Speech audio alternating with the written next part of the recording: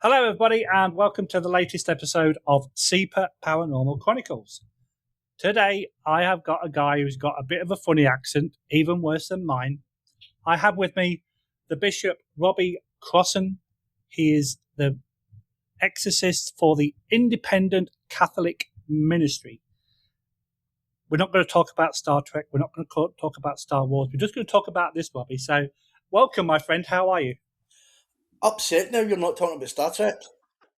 I knew you'd say something like that. Bye. Yeah. Sort of like we were just talking about Star Trek and stuff offline. But anyway, if you do go now, I'm not going to get you that autograph that I promised I'd get you. So Okay, I'll stay. I promise I'll stay. yeah, see, this is what's called blackmail. Okay, so you are a bishop and an exorcist for the Independent Catholic Ministry. Yeah. Let's start right at the very beginning. Why did you decide to go to become a bishop? Let's start right back at the beginning. Right, well, if you want to go right back at the beginning, it would be long before I decided to be a priest. Ever since I was a child, I've always had imaginary friends. But bear in mind, everybody's born with abilities, so those friends aren't imaginary. But what happens is you get older, you're told to grow up at your age, peer pressure hits you, so you start going out more and ignoring like the voices and like the shadows round about you. But I never had anybody tell me to grow up at my age, and I never really liked going out with big crowds of people anyway. So I got to keep my abilities. Then when I was about 13, an event happened. It was witnessed by family members. Then I found out a day later the same like the same apparition appeared next to and like a child neighbour's like a neighbour's daughter, I should say. So that's when I realised it wasn't imaginary. So I started being a Scotsman. I had to like spending money, so I went to the library to get the books because back then there was no internet, there was no TV shows, no social media. So I self-taught myself everything on the paranormal. Got every book I could. Spent 2 years studying. Then when I was about 15, me and a couple of friends went out. Um, I made a Ouija board using a cereal box.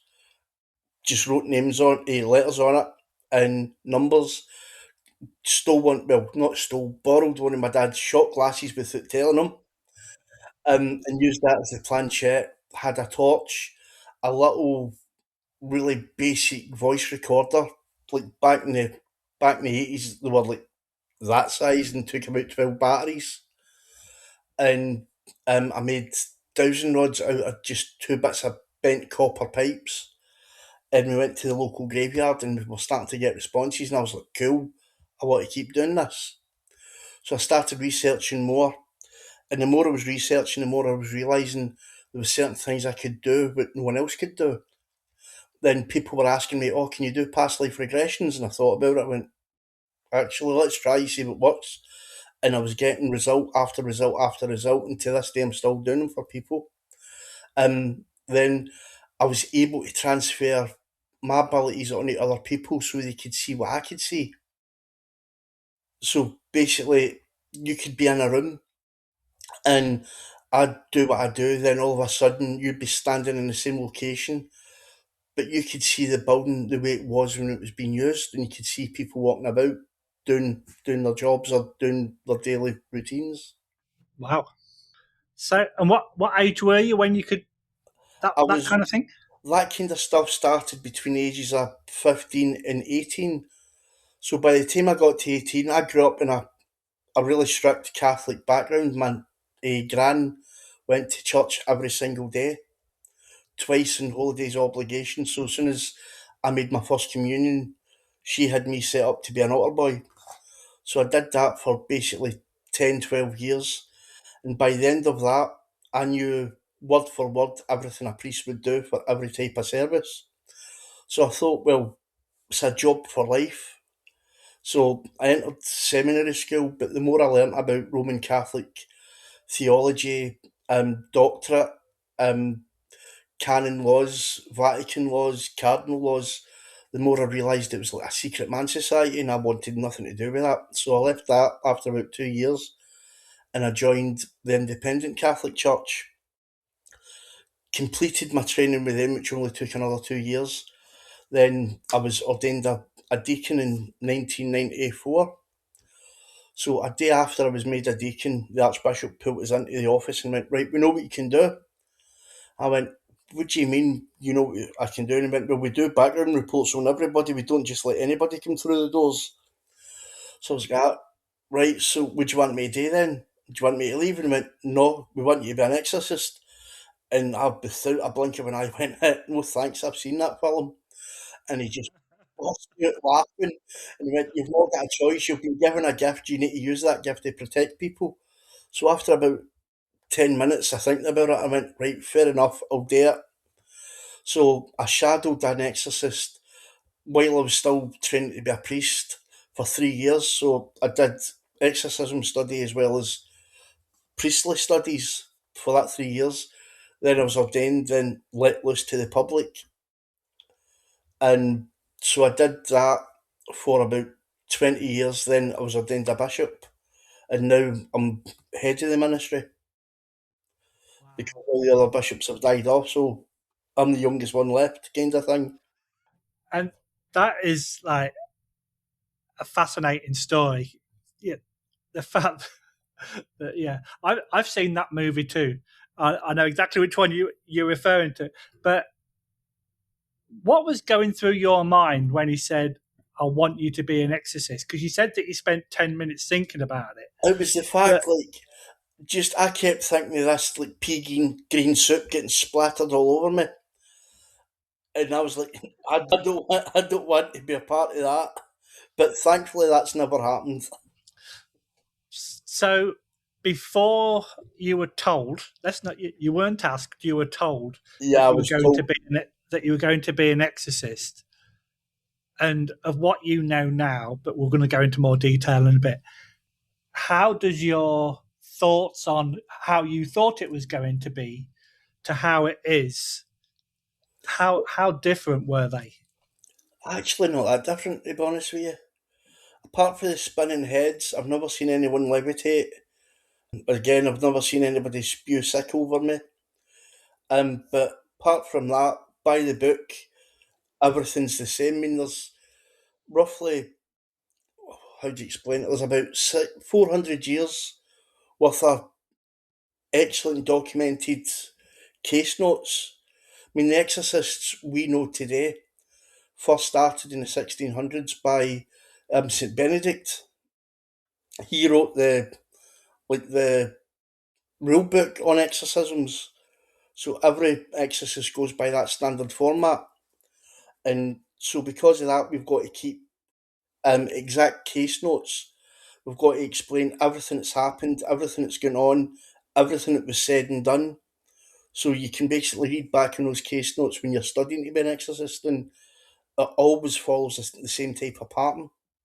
Wow. And it's so when I first started doing this a few years ago, well, I'd had an interest for a long time, but I thought I would kind of go into the background of what it entailed and the fact that if people ask you questions, they expect you to provide an answer. So I wanted to be able to provide these answers if people ask me these questions. Yeah, So we have a company over here run by a friend of mine who does online courses, and it's like ghosts and hauntings and poltergeists and cryptids. yeah, And one of the courses that I did was an introduction to demonology, but it wasn't like it wasn't the Exorcist kind of demon. It was what is it, what it is really compared to what you see on TV, yeah, and that kind of stuff. And there's a father that came uh, onto the course by the name of Bob Bailey. Don't know if you know him. He's in the US, and he's a retired Catholic priest as well.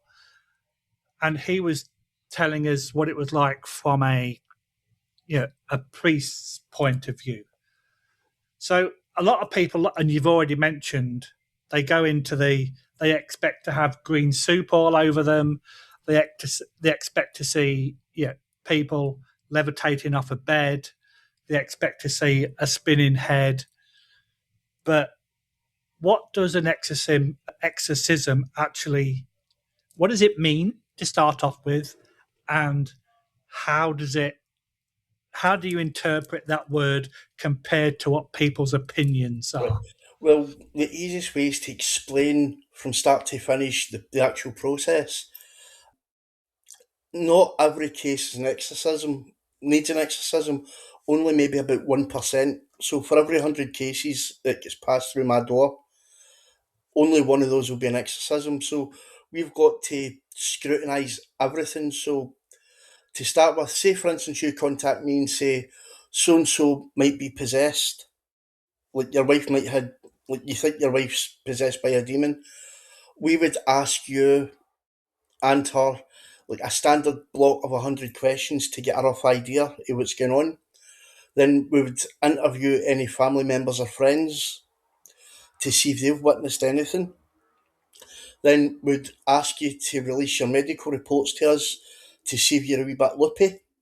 Some people have got medical conditions that cause them to hallucinate, or people may be on medication that causes these type of problems as well.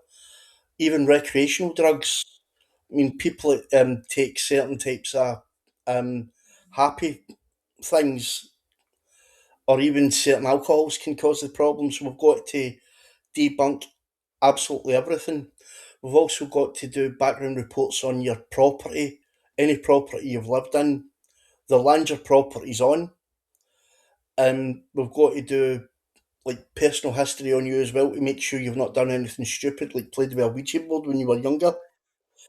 And because in the paranormal world, the other side doesn't have the same timeline as we do. We go by like a certain 24-hour clock and it only goes one direction.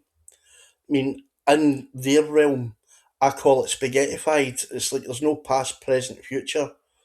Everything's rolled into one and mangled up.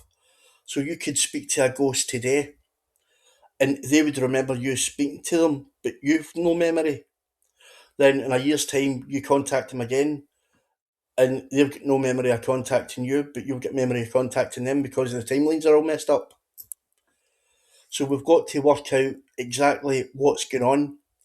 So, as I said, about 90% of people, the cases get closed straight away because they've got something wrong with them that's mental and not spiritual.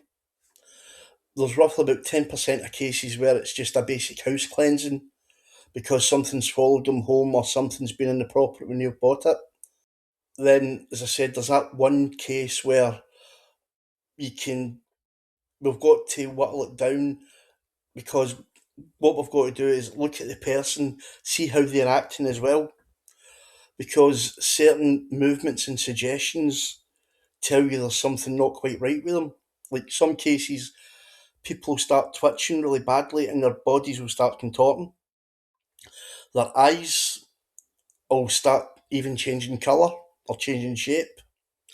You'll see like their face changing shape, like something's trying to come out their body. Like for instance, if you stare at a mirror, eventually you'll see a different face forming around yours.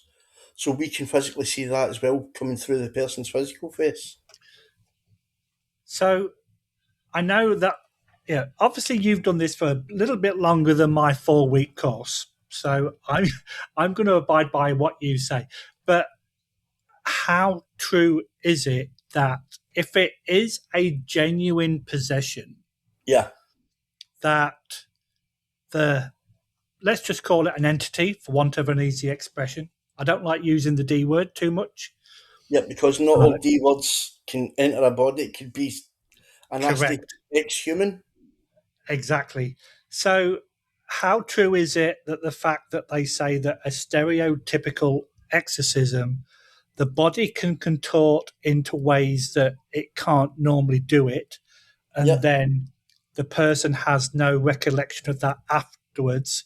They come out with personal information that only you would know, and they speak in a foreign or unrecognized tongue.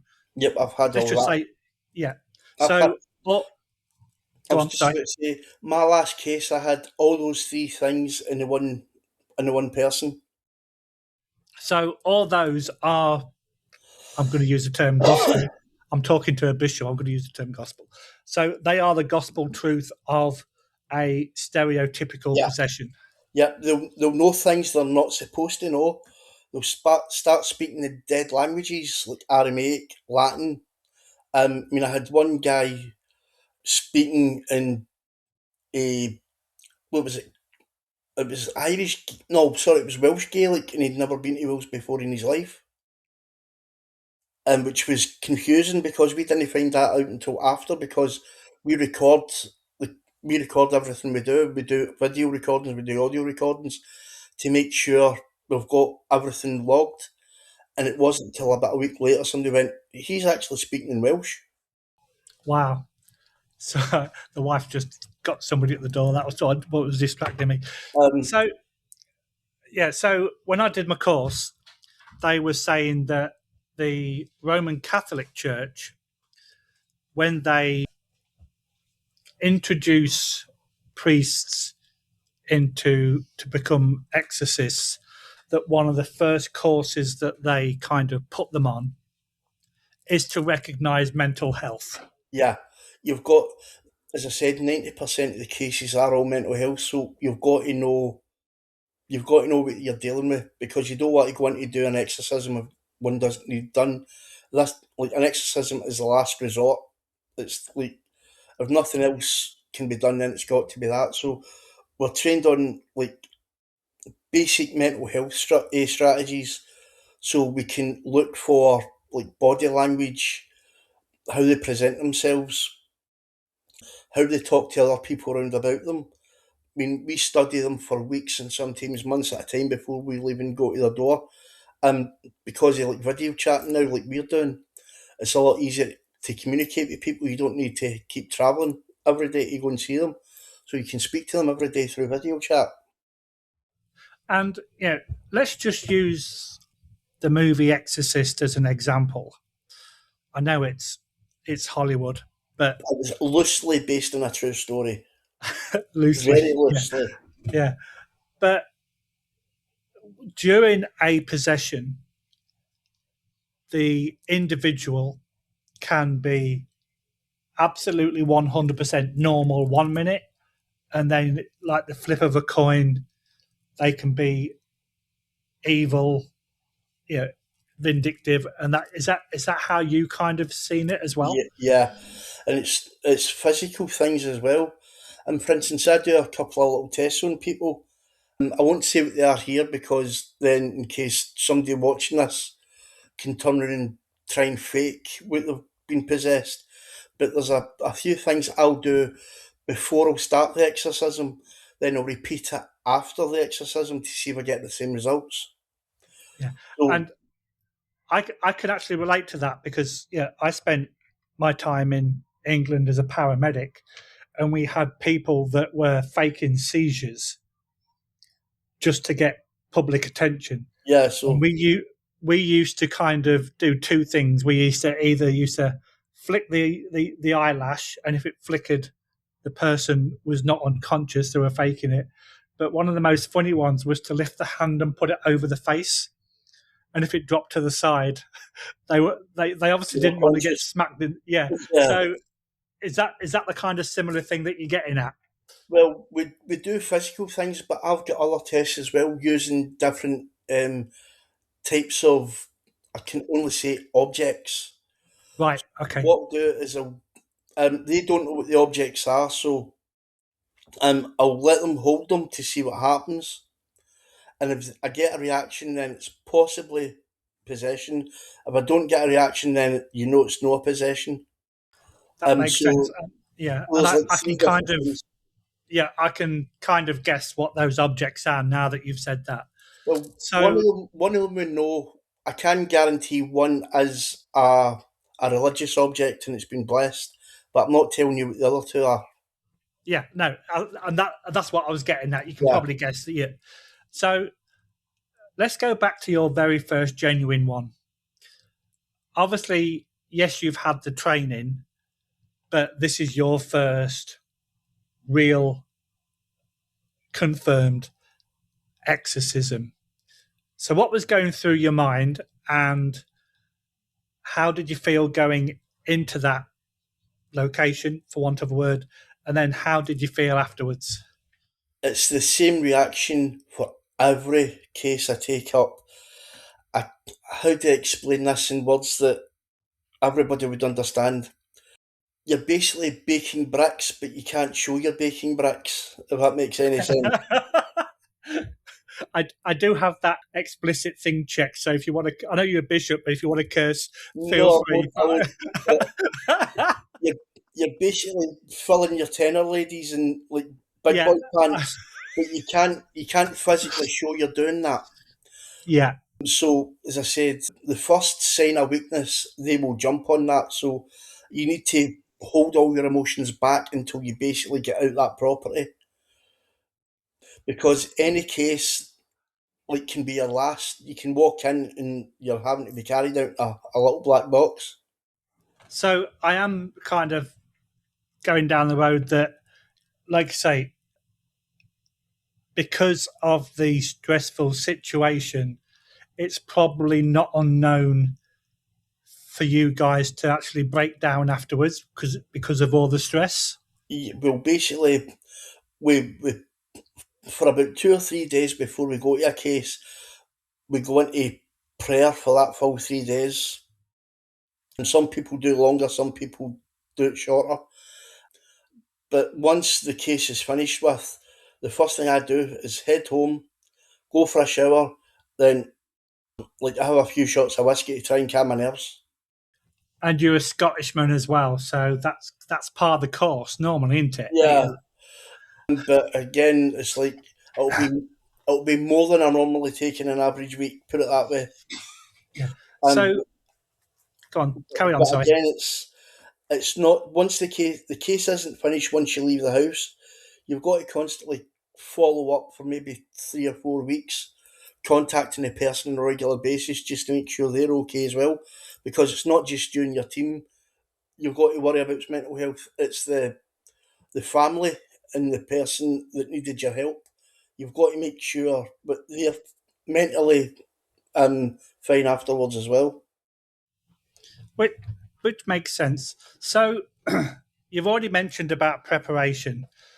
So when you decide that you are going to do an exorcism and you're committed to ridding the person of whatever's attached to them, how long does that typically last for the practice of doing the exorcism? So the final part, which is the exorcism, there's not a set time. You can have it done in an hour. It could take 6 hours. It could take 6 days, 6 weeks. It can even take years. It just depends how stubborn this thing is that's inside them, and you've got to keep fighting and fighting and whittling it down. So, I've got now where if it has to be done, we'll do it in shifts. So we'll have like 4 exorcists with 4 separate teams, and each team does like a 6 hour shift, and it'll be like that 24 hours a day, 7 days a week until it's out the door. That was basically going to be my next question of like, yeah, how do you plan that? But that the way that you've just explained it, that kind of tells me, yeah, that you're committed to doing it and you're not going until It's gone. it's gone. Yeah. So you have to do it constantly. You can't take a break because then you're going back to Well, square one. so what we do, as I said, just say like after the 5.5 hours, I'm like constantly praying and trying to get it out.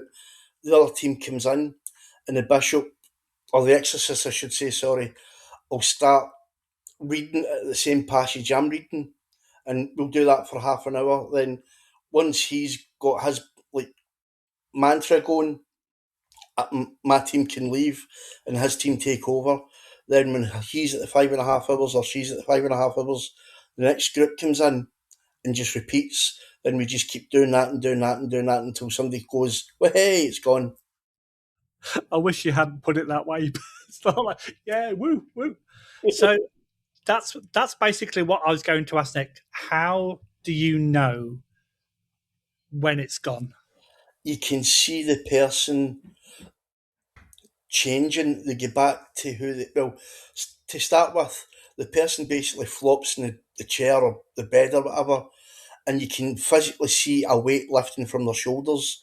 They feel more, you can see them becoming more calm. Their colour starts coming back to their cheeks and their face. They start becoming more coherent and they start and speak to you normally. Then again, as I said, the test I do at the start, we do it again at the end to see if we get the same results. And every time the results are different, which means it's gone. So the fact that you started at the beginning of the show to say that you had imaginary friends, as you put it, when you've been doing your exorcisms, have you ever seen that presence leave the body, like physically, or is it something that's I've not invisible, so physically to seen speak? anything, but you can definitely smell it leave, if that makes any sense. It's like the the person's get like when a person's possessed, they've got like a scent. Even when they breathe, it's like like a vile sickly smell. And once it's gone, the room starts like becoming scent free again. Okay, and yeah, and obviously that's not just halitosis. That someone that's got bad breath. So Yeah, if this person is being their normal self, but you still know that they possessed, is that smell still present? it's you can physically see it in their bodies in the way they talk. They're not 100% themselves. Maybe 90%, 95%. That's only because we can the whatever's there. Just because we can't physically hear it or see its presence doesn't mean it's to say it's not there. It just may be too weak, and that person's now got back control of their body. But if you were to go after a few days, that entity or whatever you want to call it can recharge itself and reattack. Okay, so I just want to go back again to your imaginary friends. So there's obviously that you've got some kind of mediumistic skills. So, and this is going to sound really weird coming out of my mouth. Do you ever get any help from your imaginary friends? Like, if you've got spirits there, do they kind of support you? I believe, well, through prayer, we do have like the Almighty Father God will send people, well, people send his team to come and assist us. That I do believe. Whether it's true or not, I don't know. But you can feel a presence around you, like a veil, a protection. But again, it depends how strong you are and how strong compared to how strong this entity is. It's a basically it's a mental battle of wills, and it's not like a physical battle. It's a battle of spiritual beliefs. Your faith has to be undoubtedly strong to be able to beat Yes, it. because obviously it's the Catholic Church and connections that do the exorcism. But have you ever been involved with any other faiths like the Jinn for that No, kind of stuff, or it's just the normal it's Catholic? for me. It's I've only ever been trained in the Catholic rites of exorcism, but I know people of other faiths. So if someone from a faith was to contact me from a different faith, it wasn't Christian, and says, "Oh, I need help," unless that person believes Christ is their saviour and Lord and Master, I can't help them. If they don't believe in Christ, then I can't help them. So I've got to basically contact someone who's close to their faith to assist them, because I don't know how to deal with that. But kind of makes sense because it kind of comes across as different training. It's like you Yeah, can speak one language and you speak to people. If you're bilingual, you can speak to a different language. You're speaking to other people. It's the same yeah. kind of thing. It's just with different faiths have got different ways of dealing with it. Yeah. So, And it's oh, go on. the reason we use the faith part of it is because the person's got to have the same faith as you, because you've got to convince them what their faith is going to beat what's inside them. And if you don't know how to deal with their faith, then you don't know how to get their mind into that mindset. Okay, so for somebody like myself, and please don't frown when I say this, that doesn't go to church on a regular basis, Right? I would not have a Catholic priest. I would have somebody of a non-Catholic. It depends what religion do you regard yourself as. Well, it's just Church of England, all the Well, normal, And Church of England technically has apostolic succession, and the word Catholic just means universal. So at one point, the Church of England were under like Roman Catholic jurisdiction, so they still celebrate some of the Roman Catholic traditions, the same as my church does. I mean, your church left Rome in the 1500s, mine's left Rome in the 1800s. okay, gotcha. So during these exorcisms that you've encountered, have you ever felt that your life was in danger? Only once, and that was about 13, 14 years ago. I thought to myself, I'm not getting out of here. But I still, because I had a duty, like I swore an oath to protect people. I swore an oath to serve people.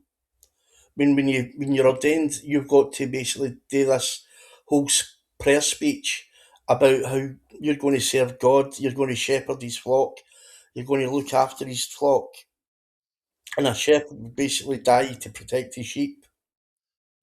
So, what kind of situation was it that made you think that you weren't getting out of there alive?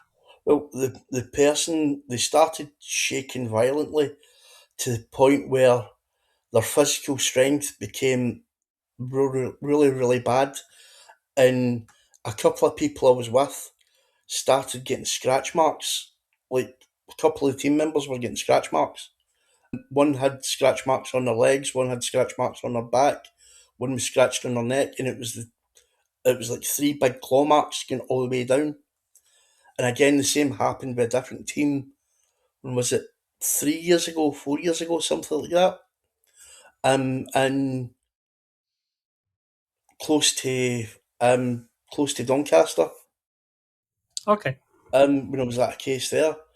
But the scratch marks weren't as bad. But again, we managed to weaken it to the point that it just gave up and left.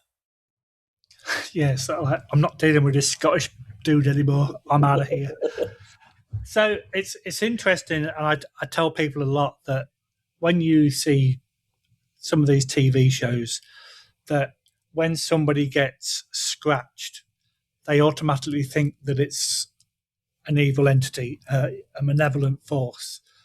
But my theory is that if a spirit is trying to get your attention and it can't get your attention, if it kind of like if I see you in the street and you don't hear me, I'm going to tap you on the shoulder, yo, Robbie. But obviously, a spirit can't do that. So the connection that the spirit has with a human could be that spiritual energy that's causing the marks and the Well, scratches. it could be any type of mark, but if it's three scratches, that's normally associated with demonic. It's an insult to the Holy Trinity, the Father, the Son, the Spirit. So that's where the three comes in. So this is going to sound really stupid, but I'm allowed to say stupid things. So if it's one scratch or two, you wouldn't necessarily say it was demonic. No, It's the three if it's definitive. If it's like one or two, four, five or six, then you don't bother. But when it's three, that's when you think to yourself, that could be, there's a high chance it is. But no, every time you get scratched, for instance, I was at a normal investigation. I mean, at the end of the day, I'm still human. I still like getting out and doing things. So a group of us went to a castle about 2 hours from here, and we were in like a medieval type of kitchen. And one of the ladies was sitting in a chair, and she could feel like a warm sensation in her arm. I don't know if I showed you the photo. She was feeling a warm sensation in her arm. So I did what I did to get rid of it. Then as soon as it left her and she felt okay, like my sister-in-law started feeling like she was getting choked, like throttled. So I dealt with that. I got rid of that. Then as soon as I get rid of that, I started feeling burning in my arm. Lifted up my shirt and I had burn marks right up my forearm, just at my shoulder.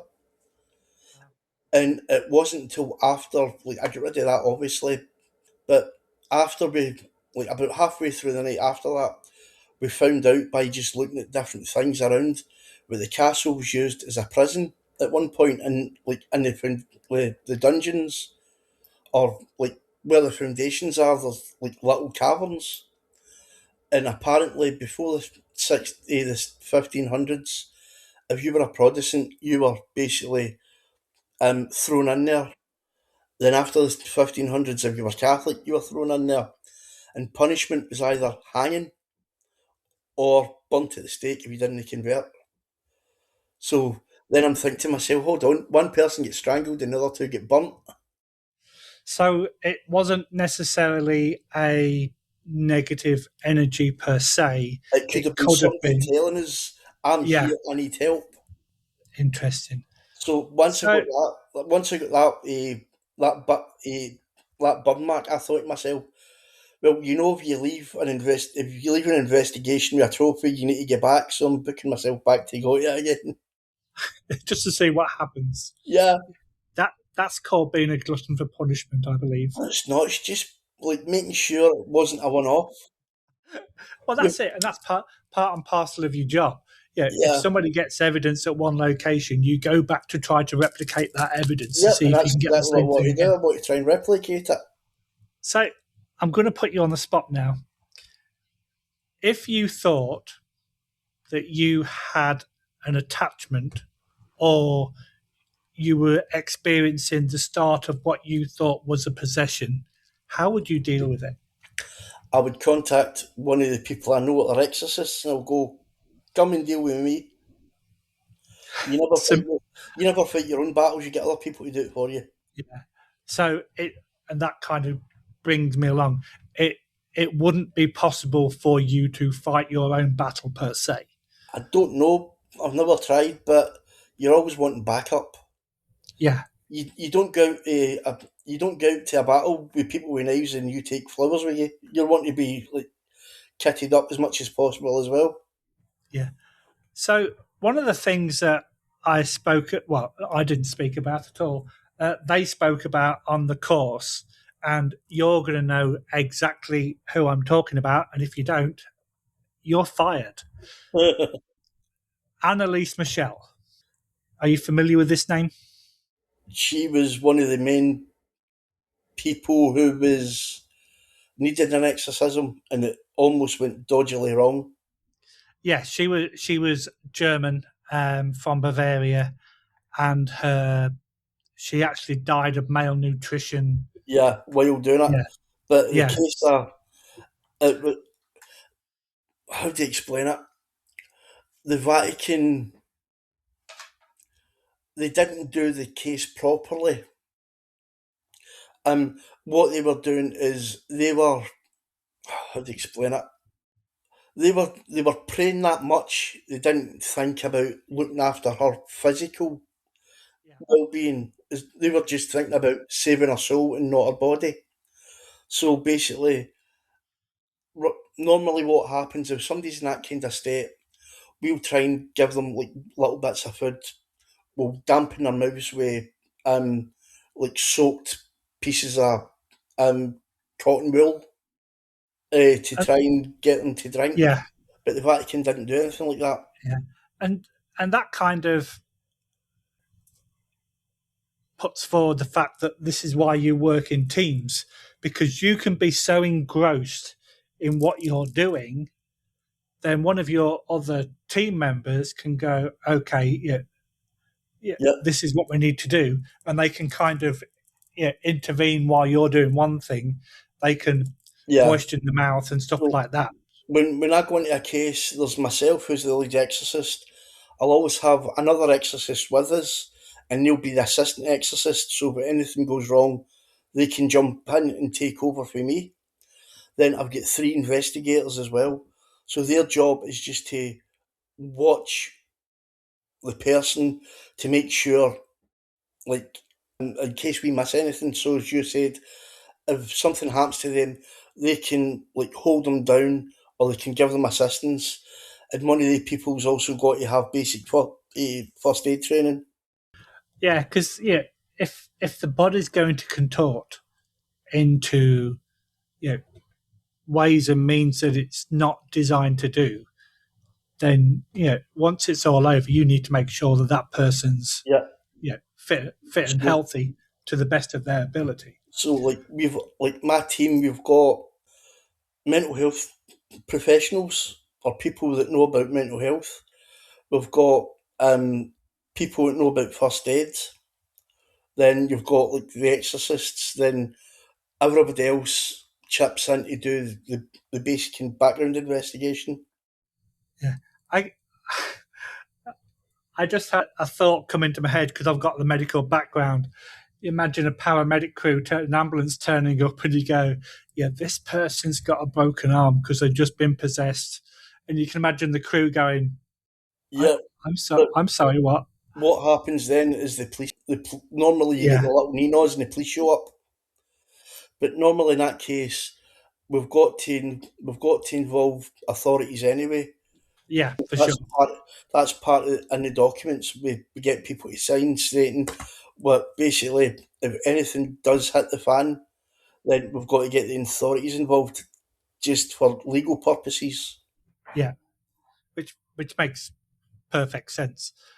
So the fact that you're a believer of the paranormal because you've had experiences when you were young, and the fact that you've experienced things as an exorcist, are you a believer in not just goats, not just But not just ghosts and spirits, but are you a believer in the different entities like fairies and elementals and that kind of thing? Or what's your kind of there's, thoughts on those? well, being Scottish, like all that kind of thing is bred into us from an early age, like stories, Yeah, mythology, and all that kind of thing. So there's like fairy ponds scattered throughout Scotland. Um, we've got um elementals like fire, wind, water, and earth. There is a kind of truth to that as well because they're all interconnected with one another. Through different like some like different religions call them different names, but at the end of the day, they're all interconnected with each other. but you've just mentioned the thing that I can now get my own back. The fact that you've mentioned that you're Scottish and you're brought up. Which county are you now living in? And you have to say, My um, home county. um, Lincolnshire. That's only because like my wife's from this area and she wants to be close to her family. So even though you're an exorcist, you are still under the thumb. It's a different thumb though. Yeah, I'm not even going to get involved in that argument. But bear in mind, you end up with the same problem. You met somebody and moved countries as well. I Okay, fair point. Get, But I, can we swap I don't, countries? I don't, I don't like you anymore. I've decided. So I was going to ask a really good question then, but I completely forgot it.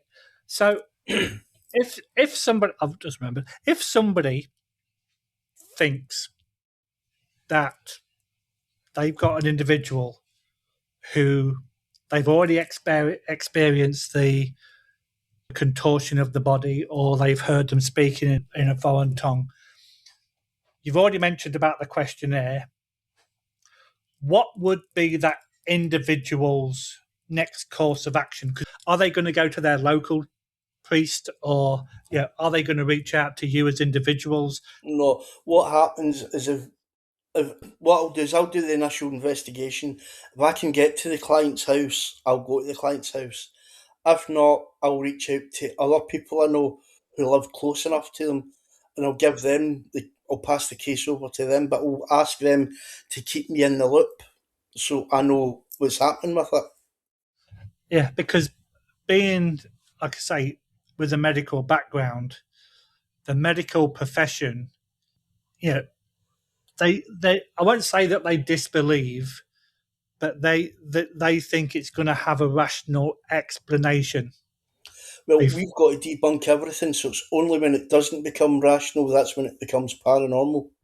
Yeah, but I can see it from a doctor's point of view. Oh, this person's schizophrenic, or this person's this or the other. Yeah, again, that's why it's like 99% of the cases don't end up as being investigated till the very end, because we also ask for people's medical histories, Yeah. and we don't just ask them. We'll say we need you to contact your doctors and release your full medical history to us, and a full psychological report as well. So how many positive, if you can use that word, exorcisms have you actually carried out? Thankfully, I've only did 8 in the last 29 years. 29 years? Yeah. Since 1997, so 29 years. But how many have the independent Catholic ministry done in that time? Again, as I said, we get roughly about 100 cases passed through our door every single year, and only 8 of them have been confirmed exorcisms. So I'm going to ask you the question that you probably get asked the most. Out of those 8, without giving away any details, which one of those stands out to you the most? It's always your first one. It's like your first kiss, you always remember it. Or your first car. It's the very first case I was let loose on myself. And you were baking bricks, as you put it. Yep, and I bake bricks everyone I go to. Yeah. I don't care about anybody that says they're not scared when they walk through that door is lying. And if they're not lying, then they shouldn't be doing that job at all. Yeah, and it's the same, because I say, I've spent time in the emergency services, and for people that are not nervous or apprehensive when they're going to a serious incident, they shouldn't be there. Yeah, because you've got to have that fear factor to keep your senses awake. Yeah, because without that, you can make a mistake. Yeah, and it's really weird how, because of my my emergency service background, when I go on an investigation, I always make sure I've got a door or a window. Well, especially a door, not a window. But if I'm inside a building, I'll have my back to a solid wall, but I'll always be close to a door or window, so I've always got a direct exit. It's the same. Any investigator should do the same. When you walk into a property, always know your surroundings and know where the nearest exit is. Yeah. So let's go back to your favourite movie, just for a second. Ghostbusters. Yes, that one. The Wrath of Khan. Yeah. The girl in question was not very old. Is there a age limit of you or the ministry will not go below? No, if somebody needs help, we are obligated to help. Thankfully, it's only been adults I've dealt with. I don't know how I would react if it was a child. I would probably like the baking of the bricks would probably double or triple, for sure. because you don't want that child to be in any type of harm whatsoever. Which makes sense. So we are coming close to the end, but I love hearing your stories. But one thing that's quite popular, not in this side of the border, but definitely the other side of this border, is these people that go on road shows and do exorcisms live on stage. Oh, they're not jobs. Yeah. Attention seekers, yeah. Um, there's a reason America's got the most asylums in the world, and it's for people like them.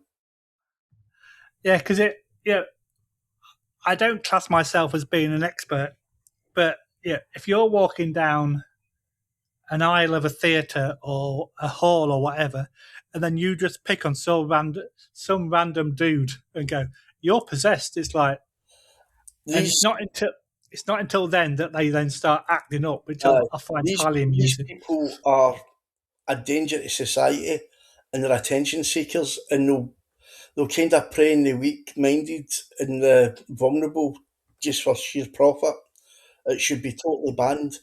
I mean, there was one guy here. I'm not naming names, but he he would sell tickets for like a road show. So say he was in Hull or he was in Grimsby Auditorium, he would have a list of the names and addresses of everybody that bought tickets, because you've got to give your name and address to the what do you call it, the auditorium company. So he would get a list of names and addresses, randomly pick out seat numbers, find out where that person stayed. He would send his team to do an undercover survey. So they would ask like really silly questions, but the questions would give this person an insight to the family kind of background. Yeah, He would, through an earpiece, he would hear number six, so and so, his name, so they know this person, they know that person have done this, and he would go out their way to pick them up. yeah. Because I was talking to a girl a few months ago who was planning to go to a high profile ish medium. I don't agree with So stage mediums either. yeah. So what she did, she created a dog from AI, posted it on her Facebook page as her pet dog, and then when she went to the location for the evening, they were like, "Oh yeah, yeah, Robbie Crossan, welcome. Please come in," that kind of thing. And the medium actually stopped and asked her if she had a pet dog as a child, and she literally created it out of AI. Yeah, it's because they're doing research. See, it's like you go to these places. I mean, in the olden days before computers, they would say, "Oh, is there anybody in here knows somebody called John?" Everybody knows a John. Yeah, exactly. Yeah, So what I did is years ago, I changed the way I did mediumships. I don't do any of that kind of stuff. I only do one on ones. But what I do is to stop me just giving basic random things. I can have you sitting in your chair. You would be able to see your loved one walking through a doorway towards you. They would sit beside you, stand beside you. You would smell their favourite aftershave or perfume. You would see them physically. You'd be able to feel their touch in your hand, and you can talk to them directly, and you can hear them answering you. yeah. Because So rather I've than got me giving the messages, I'm just sitting there like with my mouth shut, keeping the door open while you two are talking to each other in the same room. yeah, I've got a friend who's a medium. She lives in the US, and she wanted to do a reading with me. So I said, "Yeah, sure." But I'm one of these people where I will not provide any information. Yeah, Precisely, and I don't yeah, ask any information. Basically, what I say to you, right, invite the person in. I don't give any details to start with, so say invite the person in. You'll say so and so, please come in, and after a couple of seconds, you'll say, "Oh, I can smell such and such," and I'll go, What's that? No go, that's their aftershave. Then you would see a shadow coming towards you. That shadow would take human form. Then you would see their physical features. Then I would say to you, right, start talking to them. So you would talk to them the way you're talking to me. Then when they respond, you would hear them through your mind's ear. Wow, that's pretty cool. And So, I'll ask go them on. to touch you. I'll say, right, I'm going to ask them something, but I'm going to think about the answer or think about the question. And I'll just say, right, can you just prove you're there by touching them on their right shoulder? But I won't say it out loud, I'll just think it.